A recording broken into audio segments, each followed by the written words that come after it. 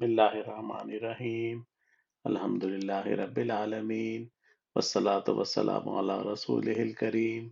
Wa ala alihi wa ashabihi ajma'in. Amma ba'd. This is part one of English translation of the talk. What does Islam mean? By Mufti Muhammad Taqi Usmani Damat Barkatuhum. O you who believe, enter Islam completely and do not follow the footsteps of Satan. Surely he is an open enemy for you. Surah al-Baqarah, verse 208. The first point to note here is that Allah Ta'ala has addressed people as, O you who believe, meaning the people being addressed are those who already believe in Kalma Tayyibah and Kalma Shahadat, but they are still being asked to enter Islam. The point to ponder is that if a person has already accepted Iman, then what does entering Islam mean for that person? Generally, people think that Islam and Iman are the same. But in this verse, Allah Ta'ala is saying that, oh, those who have Iman, enter Islam, which would mean that Iman and Islam are two separate entities. And even after accepting Iman, it is also important to enter Islam. Islam is an Arabic word. It literally means subjugating oneself in front of someone superior to oneself, becoming obedient to someone, and obeying their commands. It means that reciting the kalama verbally, believing in Allah Ta'ala's oneness, the Prophet of Hazrat Muhammad Sallallahu Alaihi Wasallam, and the Day of Judgment are by themselves not sufficient to fulfill the commandment of entering Islam completely. To enter Islam completely, it's necessary that a person starts accepting and obeying all the commandments of Allah Ta'ala and the teaching of the Holy Prophet Sallallahu Alaihi Wasallam. Allah Ta'ala has used the same word, Islam, when narrating the story of Hadhrat Ibrahim AS in Quran Kareem. Allah Ta'ala had commanded Hadhrat Ibrahim AS to sacrifice his son, Hadhrat Ismail AS, by slaughtering him. The same event we celebrate every year in the form of Eid al-Azha. It was the same son Allah Ta'ala had granted Hadhrat Ibrahim AS after many prayers. If one examines this command of the basis of logic and reasoning alone, then there's no rational argument that can support the practice of a father slaughtering his son, nor can this principle be justified according to the principles of justice. But when Allah Ta'ala's command came, Hazrat Ibrahim alayhis salam said to his son, he, Ibrahim, said, O my little son, I have seen in a dream that I am slaughtering you. So consider, what is your opinion? Surah 37, verse 102. Hazrat Ibrahim alayhis salam didn't ask this question because he had any doubts about what he was supposed to do. He asked as a test to see what his son would say. But the son was also the son of Khalilullah, meaning friend of Allah. He did not ask, Father, what have I done wrong? What crime have I committed in punishment for which you are going to kill me? Rather, he replied, O my dear father, do what you have been ordered to do. You will find me, Insha'Allah, one of those who endure patiently. Surah 37, verse 102. Hazrat Ibrahim alayhis salam also did not ask, O Allah, why are you ordering me to kill my beloved son? What is the reason or the logic behind it? When the son and the father then learned that this command had come from Allah Ta'ala, they both surrendered themselves to it.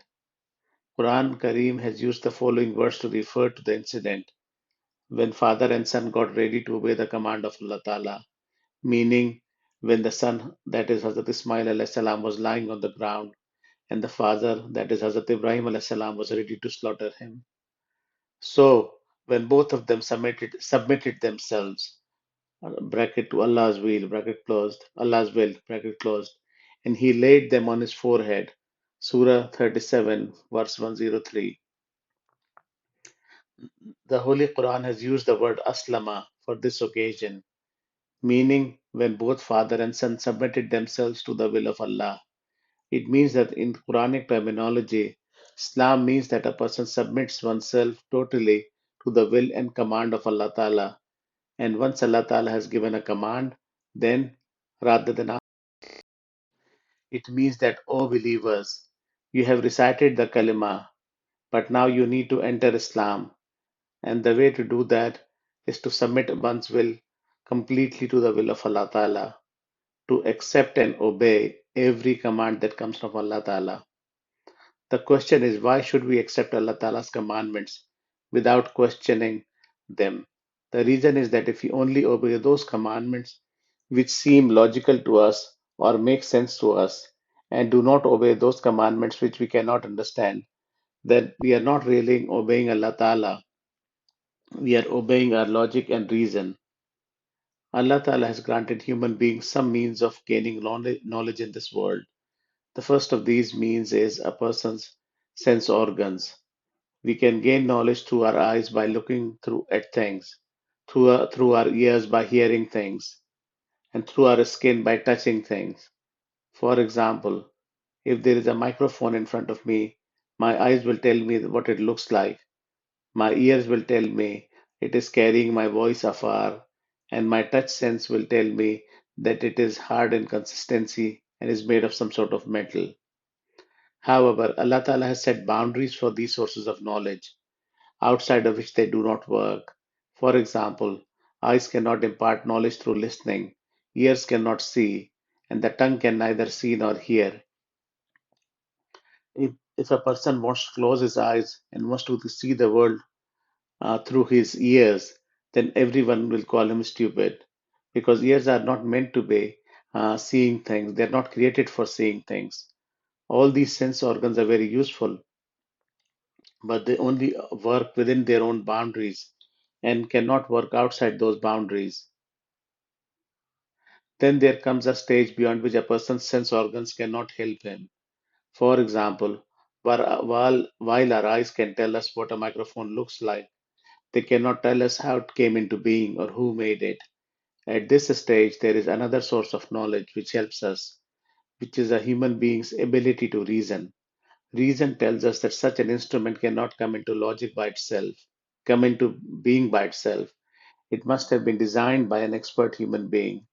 So, where our sense organs fail to help us any further, Allah Ta'ala has granted us with reason to gain further knowledge and understanding. However, just like the sense organs are not unlimited in the knowledge they can provide, similarly, the of reason is also not unlimited. There comes a point beyond which reason is also unable to continue to provide guidance and wisdom to human beings. And to guide us where reason stops working, Allah Ta'ala has granted us the third source of knowledge, which is called Wahi, which is the divine revelation that comes from Allah Ta'ala to His prophets. This Wahi guides us where reason alone was not sufficient and where reason could not provide full guidance by itself. For example, the knowledge that there is going to be another life after this one, in that life we'll be presented before Allah Ta'ala, and we will be held accountable for all the deeds we have committed in this life, and that if we are successful, we will go to paradise, and if we fail in that exam, we will go to hell. We would never have come to know about these matters through reason alone, unless Allah Ta'ala had sent Wahi to His prophets, who then informed us about what is going to happen to us after we die. To guide us about these matters, Allah Ta'ala granted us a third source of knowledge which is called Wahi. The Wahi comes only in those matters where human beings' intellect and reason are unable to help and guide them. That is exactly why it is sent. However, if a person starts saying that I will not accept or obey Wahi unless it makes intellectual sense to me or looks reasonable to me, it's just like as if he's insisting that I'll not accept something unless I see it with my own ears. Sometimes people say that they do not believe in paradise and hell because they do not make sense to them intellectually. What people ignore is that our knowledge and experience, and therefore our intellect and reasoning, are limited to our physical realities.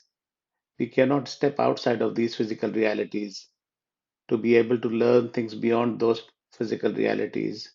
That is why Allah Ta'ala has sent prophets to teach us about what lives beyond the reach of our knowledge. And the whole test of Iman is to believe in what we cannot see. If everyone was able to see hell and paradise, then believing in them would have been no test of Iman. Similarly, which deeds are good and which are bad, what is haram and what is halal, which deeds are liked by Allah Ta'ala and which deeds are not liked by Allah Ta'ala, this has all been revealed to us through Wahi and not left to reason alone. And reason alone would have been unable to decide what is good and what is bad for everyone. This is the end of part one of the talk. Wa akhiru dawana anil hamdulillahi rabbil alameen.